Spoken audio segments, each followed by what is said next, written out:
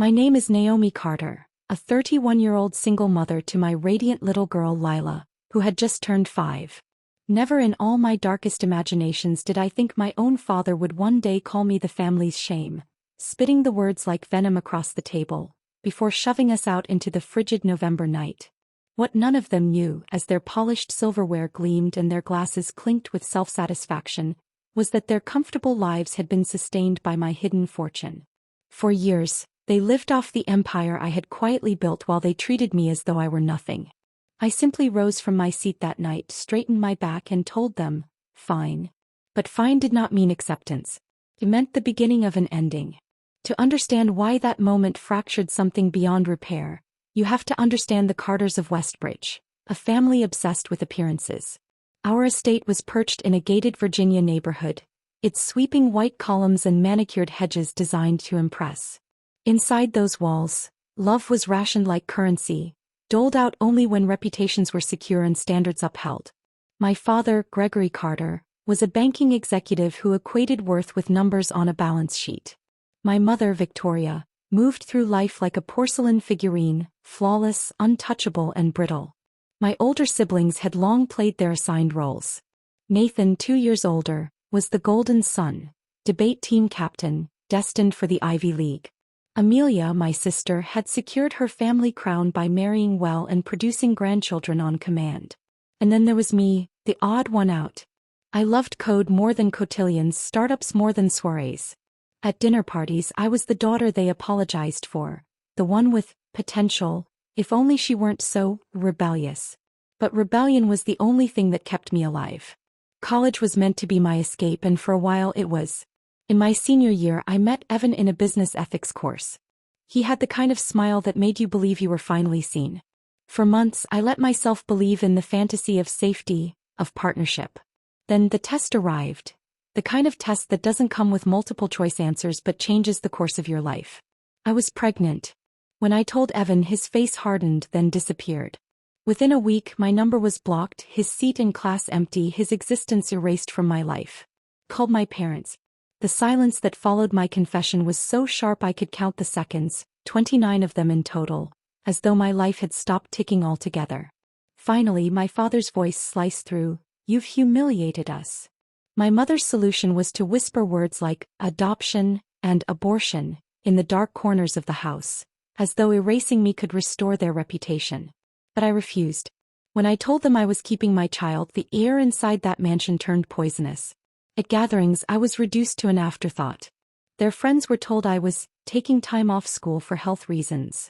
My brother and sister received the applause, the admiration, the spotlight. I was left to bear the smirks and raised brows. So I clawed my way through.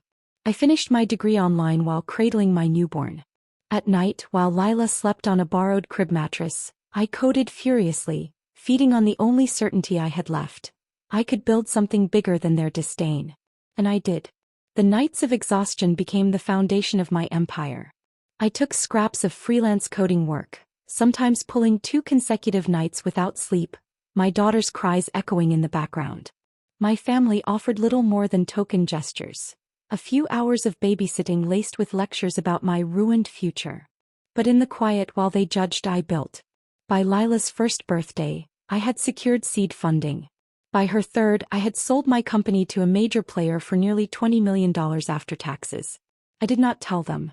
Instead, I let them believe I was answering phones in a modest tech support role.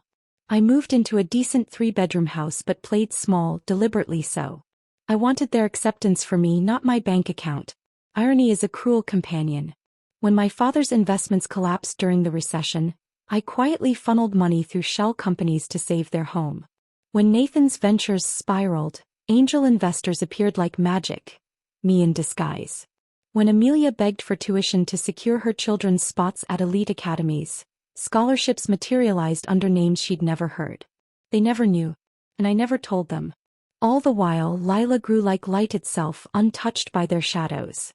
Her laugh was genuine, her joy untainted. She adored her grandparents, too young to sense the frost in their smiles or the weight in their comparisons. She deserved better, but I convinced myself, maybe, just maybe, time would thaw their hearts. That delusion carried me straight into Thanksgiving night. Lila was ecstatic. She'd been bouncing on my bed since dawn, eyes wide, curls wild. "Is it time to go yet, Mommy?" she chirped. Her anticipation was pure and I clung to it. I had prepared meticulously. My father's favorite vintage wines, gifts carefully chosen, tokens meant to soften their edges. Lila wore a navy dress trimmed with white lace, conservative enough for their standards, but radiant enough for her to beam with pride. She spun in circles before the mirror, giggling when I told her she looked like a princess. When we arrived, we were greeted with the same cold choreography as always. Amelia's smile was brittle, Nathan's hug perfunctory. My mother's kiss on the cheek was stiff, her eyes scanning my daughter's dress with clinical critique. And my father, his voice drifting from the study, dismissed us without even seeing us. "She's early, of course. No place else to be." I ignored the sting. For Lila's sake I had to. Inside, the hierarchy of power unfolded like a well-rehearsed play. My siblings were praised, their children exalted. My daughter, however, was seated at the farthest end of the table, her legs too short to reach the floor. No booster seat had been provided. The one once reserved for Amelia's children sat unused in the corner, like a relic of belonging she was denied. I plastered on a smile and kept reminding myself, this is for her. But the cracks in my armor deepened with every whispered slight. When Lila shyly told her grandmother she was reading above her grade level, my mother dismissed it with a comparison to Amelia's son. When she proudly mentioned winning an art prize, Amelia interrupted with her own child's accomplishments. And then the inevitable came, the moment that would fracture everything. It happened in an instant. A crystal bowl, an heirloom passed down through generations, shattered against the polished wood floor. Lila had flinched when Amelia's son reached too far for a cookie, his elbow colliding with hers. "It wasn't me," she whispered, her small voice trembling. But the room had already turned on her. "You've raised her without discipline," my father thundered, his face reddening with drink and fury. "Careless, just like her mother." His words were daggers, aimed not just at my child but at me. I felt something crack inside me as I watched Lila's eyes brim with tears, her little hands clutching the napkin in her lap like a lifeline. My daughter, the sweetest soul I had ever known, was apologizing for something she had not done, apologizing just to survive in a room that had already condemned her. And then my father said it, the sentence that changed everything. "You've always been a disgrace, Naomi. But now you're raising one too. Get out. Get out of my house. Both of you." The silence that followed was thick and suffocating. My mother stared at her plate. My brother looked away. My sister smirked faintly, satisfied at the spectacle. And in that moment, the years of silence, sacrifice, and secret generosity crystallized into clarity. I took my daughter's trembling hand, stood, and said the only word that mattered. "Fine." But fine no longer meant endurance. It meant liberation. We left the Carter estate under a veil of silence that felt thicker than the November air. Lila clutched my coat with both hands as though the house itself might reach out and drag her back. Behind us, my father's voice thundered through the door like the echo of a gavel. "Family disgrace." The words clung to me, but this time instead of piercing my skin, they hardened into armor. As I strapped Lila into her car seat, she looked up with tear-streaked cheeks. "But Mommy, what about Grandma's pie?" Her voice cracked with the innocence of a child who still thought dessert could fix betrayal. My chest ached as I smoothed her hair. "There will be other pies, sweetheart," I whispered. "Better ones. Pies will eat where love lives." We drove away from the manicured perfection of the neighborhood toward the anonymous glow of the city. My hands were steady on the wheel though my insides churned. I had built their lives for them. Mortgages paid, businesses saved, schools funded. And yet, at the first fracture they cast me out like garbage. That night, instead of returning to the modest home I'd pretended was my reality, I pulled into the grand entrance of a 5-star hotel. The concierge whisked our bags away without hesitation. Inside the suite, with its marble floors and panoramic city views, I ordered room service for Lila. Turkey, stuffing, pie, and ice cream sundaes. She curled up in a plush robe, eyes wide at the luxury, her laughter breaking through the wreckage of the evening. As she drifted into sleep, safe in a bed large enough to swallow her whole, I sat by the window and made a vow. No more secrets, no more shadows. My family's illusions had died at that dinner table. Now it was time to reveal who I really was. The morning sun spilled across the suite, painting everything gold. I had barely slept, but exhaustion didn't weigh me down. It fueled me. The phone buzzed in my hand. It was Diane, my assistant, though to my family she had always just been a friend. "Everything's ready, Naomi," she said. "The Miami house has been prepped. Your office will be operational by Monday, and Lila's transfer papers are already accepted at Wellington Academy. They're excited to have her." I exhaled, relief washing through me. "And the other matter?" Her voice lowered. "The shell corporations. The mortgage account, Nathan's venture capital, Amelia's scholarships. Your financial team is waiting for authorization to cut them off." I didn't hesitate. "Do it. And everything." 4 years, I had been the invisible lifeline beneath their wealth, the unseen spine that held up their facades. Now it was time they learned to stand or fall without me. After Diane hung up, I called Michael, my financial advisor. He spoke cautiously. "Naomi, pulling out this way will devastate them." "Are you sure?" "I've never been more certain," I said. "It's not my job to carry people who spit on me. Redirect all those funds into my foundation. Let my family face reality for once." When Lila awoke, rubbing her eyes and asking, "Where are we, Mommy?" I sat on the edge of the bed. "We're on the edge of a new adventure," I told her. "We're moving to the beach house in Miami. Remember the one with the palm trees and the swimming pool?" Her eyes widened in awe. "Really? Our house?" "Really and truly," I smiled. And with those words the new chapter began. By evening we were in the sky, leaving behind the frost-bitten hostility of Virginia for the turquoise promise of Florida. Our Miami house, sleek and modern, stood like a beacon of freedom. Glass walls opened to the ocean, and the infinity pool shimmered like liquid silver. Lila darted from room to room squealing, "This is ours?" "For real." "For real," I assured her. Watching her tiny body twirl in joy against a backdrop of endless horizon, I felt decades of weight peel off my shoulders. The first week was a blur of new beginnings. Lila's new school welcomed her with open arms, teachers praising her artwork and curiosity instead of dismissing them. We spent afternoons collecting seashells, evenings dining with our new neighbors, the Ramirez family whose twin daughters became Lila's instant companions. For the first time in years, laughter filled our days without condition. But freedom had consequences, and they arrived swiftly. The first call came from Nathan. His voice, usually dripping with arrogance, was panicked. "Naomi, something's wrong. Every investor pulled out of my firm today. All of them. Simultaneously. Do you know what's happening in the market?" "No," I said evenly. "But I'm sure you'll find a solution. Isn't that what visionaries do?" Then Amelia called, her tone sharp with fury barely contained. "Lila, did you know Aiden and Zoe's scholarships were suddenly revoked? Midyear. Their school says the foundation that funded them dissolved. It has to be some mistake." "How unfortunate," I replied coolly. "I'm sure you and Paul will manage. Public schools are wonderful after all." Her gasp of indignation before the line went dead was music to my ears. The reckoning had begun. Days later, my mother's voice cracked through the phone, trembling in a way I had never heard before. "Naomi," she whispered, "something terrible has happened. We've received foreclosure notices on the house. Your father insists it's an error, but the bank says no payments have been made in months. We could lose everything." I stared at the ocean outside my window, waves crashing against the shore with the same relentless rhythm of justice. "That sounds stressful, Mom. Have you considered hiring a financial advisor?" "We can't afford one," she cried. "This is your childhood home. Don't you care?" I let the silence stretch until it became unbearable. "I care about how people treat my daughter," I said finally. She had no response. And then, at last, the call I had been waiting for. My father's voice, once booming with command, was hoarse, stripped bare. "Naomi, something's wrong. The bank says the mortgage hasn't been paid. Nathan's business is collapsing. Amelia's children are being thrown out of school. It's like someone is dismantling this family.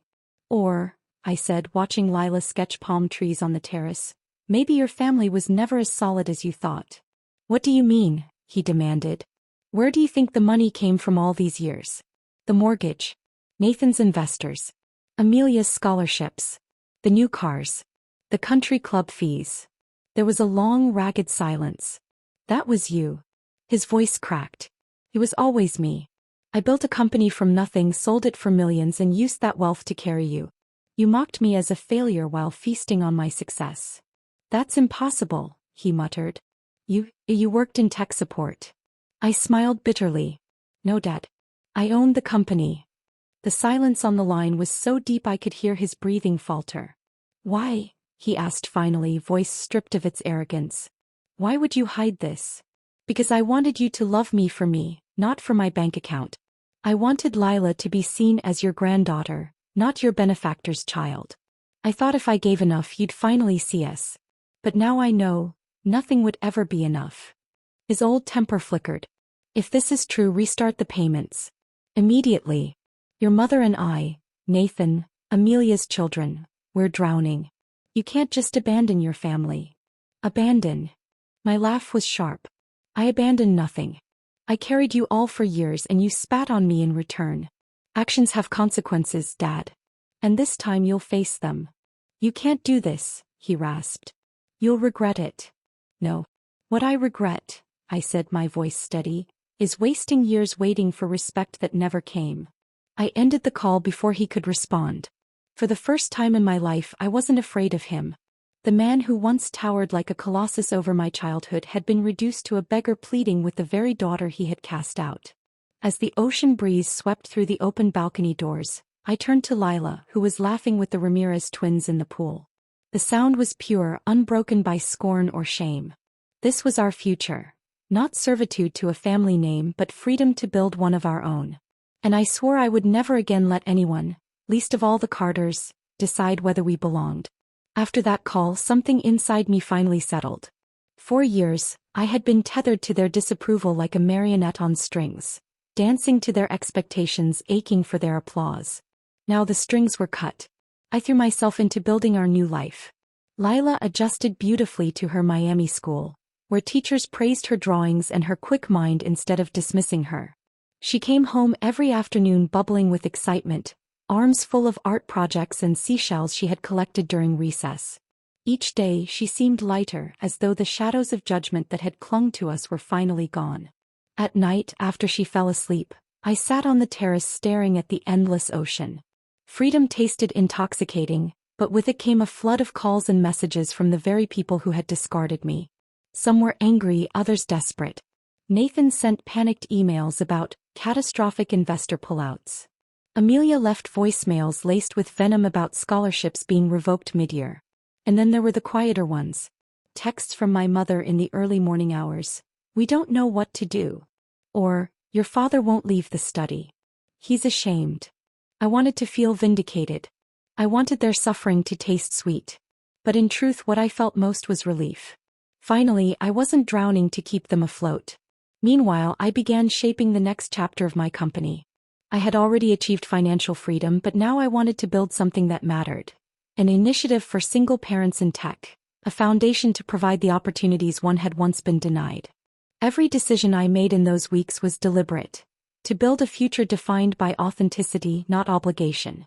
And yet, just as the pieces of our new life clicked into place, my past came pounding at the door once more. It was my mother who arrived first. Her flight landed on a humid December evening. The same week palm trees along Ocean Drive were strung with holiday lights. When I saw her at the Miami airport, I almost didn't recognize her. The woman who had always been immaculate, lipstick perfect, posture rigid, pearls gleaming, looked smaller. She clutched her handbag as though it was the only thing tethering her to the world. At my house, she tried to maintain her old composure. She commented on the marble floors, the ocean view, the size of Lila's bedroom. But her voice trembled and her hands twisted her wedding ring until her knuckles turned white. On the second evening, while we watched Lila splash in the pool, she turned to me with tears brimming in her eyes. I've been a terrible mother, haven't I? The bluntness startled me. I had dreamed of hearing such words but never believed I would. For a long moment I couldn't answer. You wanted me to be something I wasn't, I said finally. And when I refused, you made me feel like I was less than nothing. Her lips quivered. I thought I was helping you, pushing you toward what I believed would make you successful. I never considered your definition of success might be different from mine. How you see? I asked quietly. She gestured to the house, the company, the life I had built. Now I see you knew what you were doing all along. And I see the cost of not believing in you sooner. It wasn't a complete reconciliation, but it was the beginning of one. And for the first time in years my mother held me, not stiffly, not for appearances but with genuine softness. Nathan was next. He didn't come to Miami, not at first. Instead he called me on a video chat one late evening, his once polished appearance replaced with weary eyes and an undone tie. "I don't understand how you did it," he said, leaning back in his chair. "How you built something so successful. Everything I touch falls apart." "Hard work," I said simply. "And listening. Giving people what they need instead of what you want to sell them." He rubbed his forehead. "I've always been chasing Dad's approval. Trying to be the son he wanted. But no matter how hard I work, it's never enough." I thought of the countless times he'd smirked at my supposed failures, oblivious that my hidden millions were keeping his empire afloat. Now he looked like a man stripped of his armor. "Maybe the problem," I said gently, "is that you're chasing something he'll never give." He gave a bitter laugh. "You might be right. He's different now, though. Quieter. Sometimes I catch him staring at your college photos. I think, maybe he misses you." "He misses the control," I corrected. "That's not the same as missing me." Still, I found myself softening toward my brother. For the first time in our lives, he wasn't competing with me. He was asking for advice. And I gave it, not money, not rescue, but guidance. I connected him with people who could help him restructure his business in a sustainable way. It was strange, realizing we could be siblings without the weight of comparison. Strange and unexpectedly healing. Amelia, on the other hand, was a storm. When she finally called, her words were drenched in fury. "Do you know what you've done?" she spat. "Aiden and Zoe had to leave their school in the middle of the year. Do you understand how traumatic that is?" I closed my eyes, recalling Lila's tears the night she had been called ill-mannered and tossed from Thanksgiving. "Yes," I said softly. "I understand it better than you ever will." Her silence crackled with indignation. "That's different. Is it?" I pressed. "Because my daughter still wakes from nightmares, Amelia. She remembers your laughter when Dad called us trash." "So this is revenge," she snapped. "Punishing my children for what Dad said?" "This isn't punishment," I replied coldly. "It's reality. You and Paul earn enough to support your children without handouts. Now you'll simply live the life you pretended was yours all along." Her voice broke into a hiss. "Not everyone has $20 million to throw around." "No," I said. "And those who do shouldn't be treated like dirt by the very people living off their generosity." The call ended abruptly, but days later her tone began to shift. Her extravagant social media posts disappeared. Her family photos looked humbler. And then, quietly, she sent a text for the first time in years. "Would Lila like to video chat with her cousins?" It was a small olive branch, but I accepted. Not for Amelia's sake, but for Lila's. And then there was my father. The man who had thundered judgment my entire life, who had slammed his fist on the Thanksgiving table and cast me out, remained silent. Weeks turned into months and he spoke only through my mother. Until April. The news came suddenly, a heart attack. Not fatal but a warning. I flew to Connecticut, Lila staying behind with Diane. Sitting in that sterile hospital waiting room, I braced myself. When I entered his room, I expected anger, denial, arrogance. Instead, I found a man diminished. His skin was sallow, his frame smaller beneath the hospital sheets. His eyes flicked to mine with disbelief. "You came," he said. "Of course," I answered. "You're still my father." He was quiet for a long moment, the machines around him humming steadily. Finally he spoke. "I've been thinking about choices. About what matters." His voice cracked. "It isn't the house. Or the memberships. Or the money." He looked at me directly, his eyes tired but unflinching. "It's knowing someone cares whether you live or die." It wasn't an apology. But it was something deeper than pride had ever allowed him to admit. And for the first time in my life, I believed my father was learning the meaning of family. Not hierarchy, not reputation, but something raw and human. My parents' first visit to Miami felt like preparing for a controlled burn. Fire on purpose so new growth could happen. I set boundaries in writing, clear, calm, and non-negotiable. No criticism of Lila. No comparisons. No discussions of money. Respect or the visit ends. When I texted the list to my mother, she replied with a simple, "Understood." My father sent nothing at all. They arrived on a Saturday afternoon, the Atlantic bright as a new coin. Victoria, my mother, stepped onto the terrace with a breathless, almost childlike awe. Gregory, my father, stood a pace behind her as if the horizon might bite. Lila's sandals slapped across the tile. She stopped, eyes flicking to me for permission. I nodded. She went first. "Hi, Grandpa," she said, small hand lifted like a peace flag. My father blinked. Old pride bristled, then faltered. He crouched awkwardly, hand hovering as if he'd never met a 5-year-old before. "Hello, Lila." His voice snagged. "You like the ocean?" "I love it," she said. "Do you want to see my shells?" She led him to a shallow bowl on the table, sorted by shape and shade: spirals, fans, little moons of coral. He tried to name them, wrong every time, and she corrected him without malice. The world did not end. No crystal shattered. I watched the muscle in his jaw loosen one notch at a time. After dinner he handed me a small, dented tin. "Your grandmother kept these," he said. Inside lay curled photographs, edges furred with years. My 4th grade science fair, my first clumsy website printed out in glossy ink, a snap of me asleep at the kitchen table with code scrawled on loose leaf. Proof that I had always been myself even when no one applauded. He stared at the photos as if they were artifacts from a lost city. "My father disowned me when I married your mother," he said, eyes on the surf. "Said a banker's son should choose ambition over love. I swore I'd never make my children earn their place." He swallowed. "And then I spent 20 years doing exactly that." The confession didn't fix the past. But it cracked something open, a door where a wall had been. The first real test of our new truce arrived 2 weeks later, wrapped in a clean suit and a counterfeit smile. Evan, the ghost from my senior year, Lila's biological father, materialized like a bad headline. He requested a meeting to talk about Lila's future, which translated meant my future and my bank account. I chose a cafe on a busy corner, glass walls, too public for theatrics. He was already seated when I walked in, sun glancing off the metal watch I'm sure he couldn't afford without an installment plan. He stood arms wide.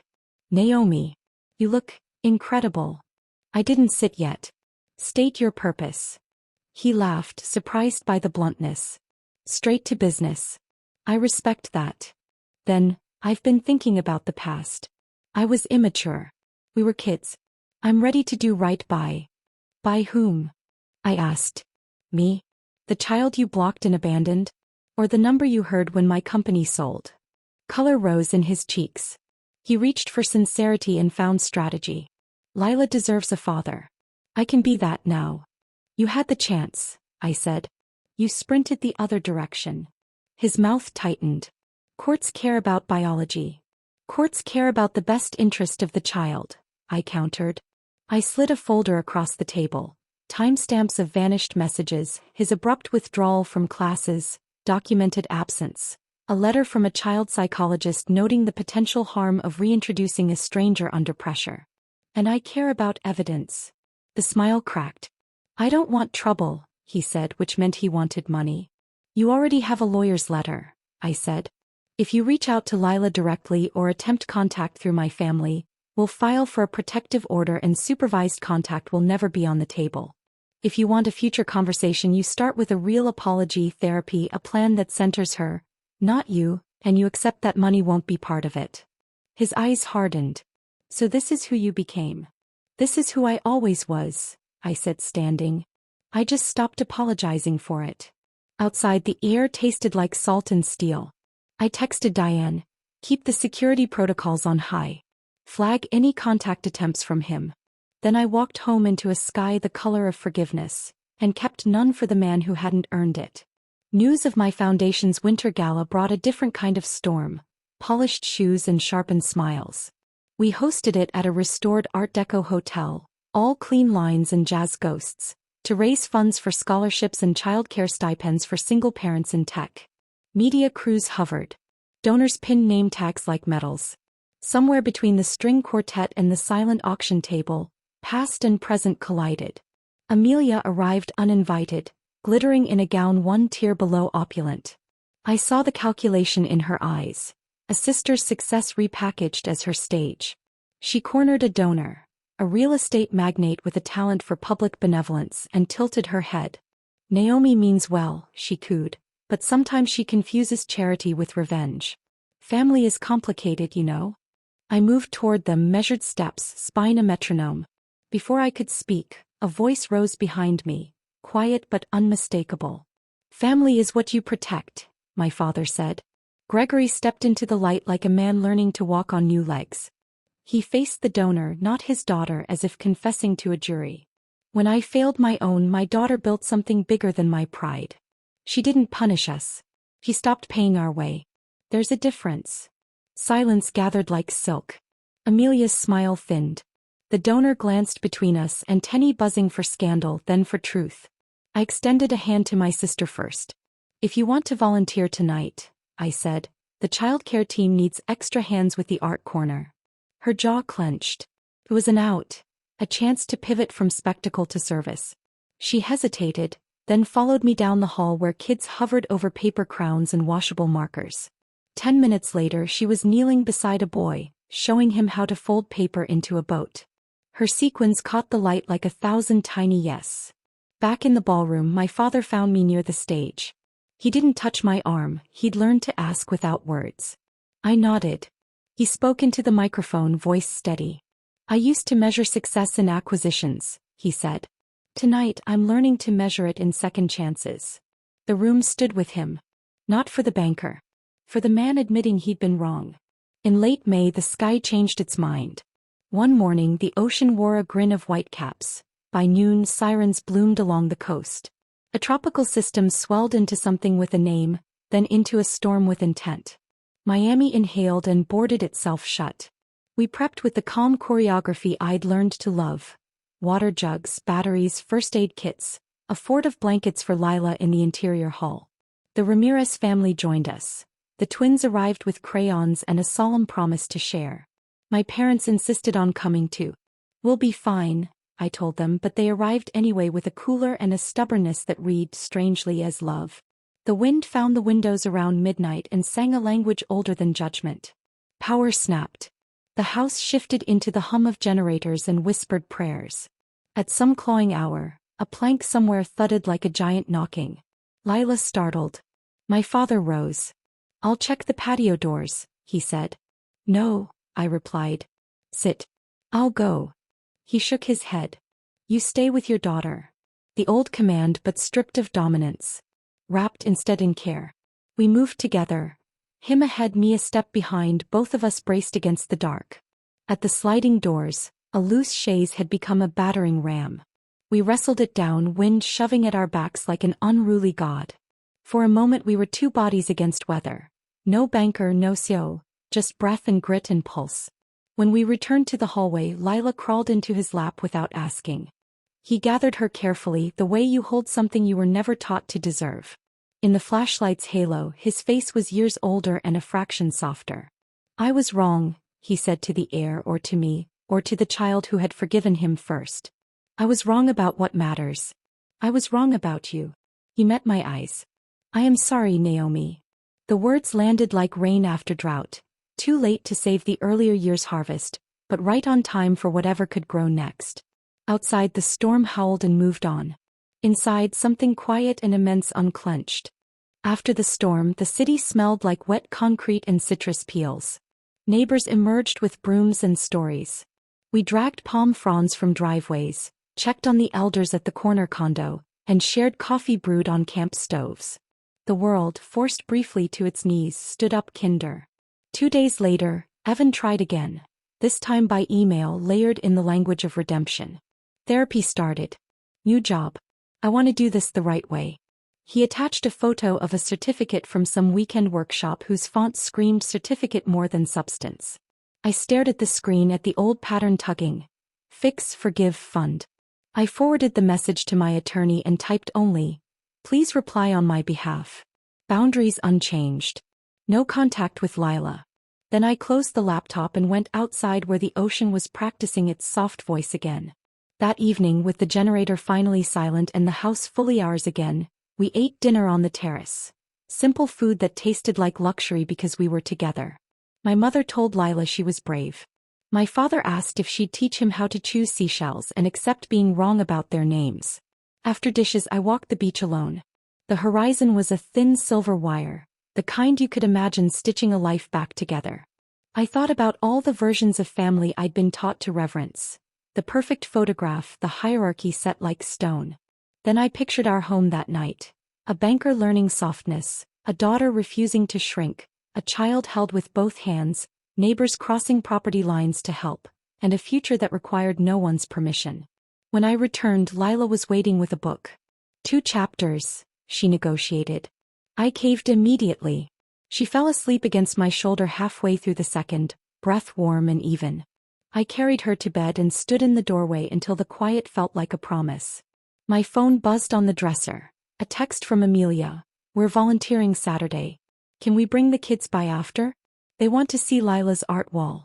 And another from Nathan. Signed the restructure. Scary. Right. Thank you. Then one last message from my father. Sandcastle practice tomorrow? I'll bring the wrong names. You and Lila bring the patience. I typed back 3 words I meant with my whole life. We'll be there. No fortune could purchase this feeling. No inheritance could grant it. It was the yield of boundaries and grace, of truth told without apology. The family I'd been born into was learning to become the family I could keep. And the woman they'd tried to shrink, she was done folding. Summer in Miami arrived with the hum of cicadas and the crash of waves that seemed to speak a language of survival. Lila thrived. Her art wall grew from a corner in the dining room into an entire hallway, canvases and sketches taped side by side like stained glass windows of her imagination. She painted dolphins, skyscrapers and, most often, families of stick figures holding hands beneath wide suns. Families that looked suspiciously like us. One evening as she colored at the terrace table she asked, "Mommy, are Grandma and Grandpa different now?" The question carried no malice, only curiosity. I thought carefully before answering. "They're learning," I said. "People can change, but it takes time." "Do people always change?" she asked. "No," I admitted. "Some never do. But we can decide if we want them in our story while they're trying." She nodded as though she understood perfectly. "Then we'll give them a chapter. But not the whole book. The wisdom of children can slice through decades of complication." Her words stayed with me. That month I expanded my foundation. We launched a mentorship program pairing single parents with leaders in the tech industry. The gala's success had attracted investors. Not the kind who looked for return, but the kind who measured legacy and impact. When I stood before the first cohort, 20 parents who had once been told they'd never succeed, I felt a fierce pride unlike any boardroom victory. My own story had become the blueprint for others to rise. Afterward, Nathan called. "You know," he said awkwardly, "Dad bragged about you today." To one of his old colleagues. "Said you were the smartest one of us." Nearly fell out of my chair. I didn't respond with glee or bitterness. I simply said, "Good. Maybe he's learning what matters." And maybe so was I. September brought a subtle shift. My father asked to visit without my mother. He arrived in a wrinkled polo and sandals, carrying a paper bag of fruit from a roadside stand. Not wine, not cigars, not any of the performative gifts he once wielded. Just fruit. Lila ran to him without hesitation. He sat on the floor of the living room, knees stiff but willing as she spread her shells across the carpet for yet another naming game. "That's a moonfish shell," he guessed. She giggled. "Grandpa, it's a scallop." But close. I watched from the kitchen, arms folded, heart conflicted. This was the man who had once thundered trash across a Thanksgiving table. This was the man who had paid country club dues with money I funneled through fake corporations. And yet, this was also the man who now let my daughter correct him with laughter, not fear. That evening, when Lila was in bed, he lingered on the terrace. "I had a heart attack, Naomi," he said, though we both knew I already knew. "The doctor said it was minor. A warning." But lying there, I realized, no one asks about my accounts. They ask if my daughter still speaks to me. They ask if I see my granddaughter. He paused, voice fraying. "I don't deserve another chance. But I'm asking for one anyway." The old me would have rushed to fill the silence. This new me let it hang, let him feel the weight of his request. Finally I said, "You can have a chance. But only if you respect the boundaries. Lila will never carry the blame you put on me." She'll never shrink to make you feel tall. His eyes shone with something like shame, and something like gratitude. Understood, he said. And for once I believed him.